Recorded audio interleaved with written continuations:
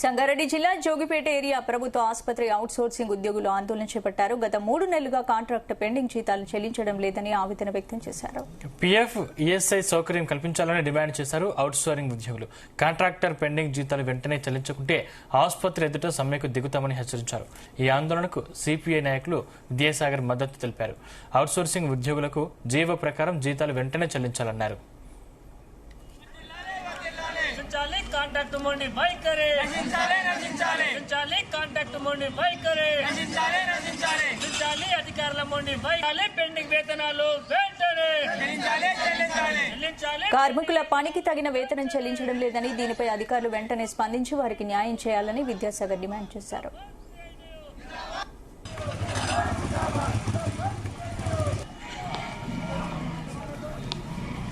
హాస్పిటల్లో పనిచేస్తున్న supervisors, patient care, security guards మొదలగు వారు సుమారు 38 మంది పనిచేస్తున్నారు. వాళ్ళందరికీ 3 నెలల నుంచి వేతనాలు రాక అనేక ఇబ్బందులు పడుతున్నారు.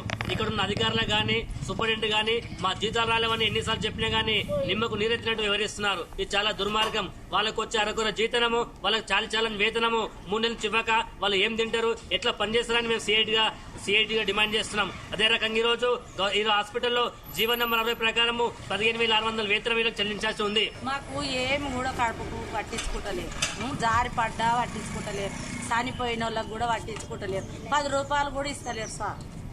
ఇన్సూరెన్స్ లేదు, చచ్చిపోతే కూడా ఇన్సూరెన్స్ లేదు, పిఎస్ఐ కార్డు లేదు, ఈఎస్ఐ కార్డు లేదు, ఏది లేదు. గింత ఇస్తున్నామని చెప్తలేదు, గింత ఇస్తలేదు. మళ్ళీ ధర్నా చేస్తేనే జీతం, లేకపోతే లేదు సార్. ఏమన్నా తీసుకుంటే మళ్ళీ కంప్లైంట్ ఇస్తామంటున్నాం. ఎట్లా బతికినా బెదిరించి పని చేపిస్తున్నాం సార్. మీకు దయచేస్తాం. మేము దానిపైన 3 నెలలు అవుతున్నాయి సార్.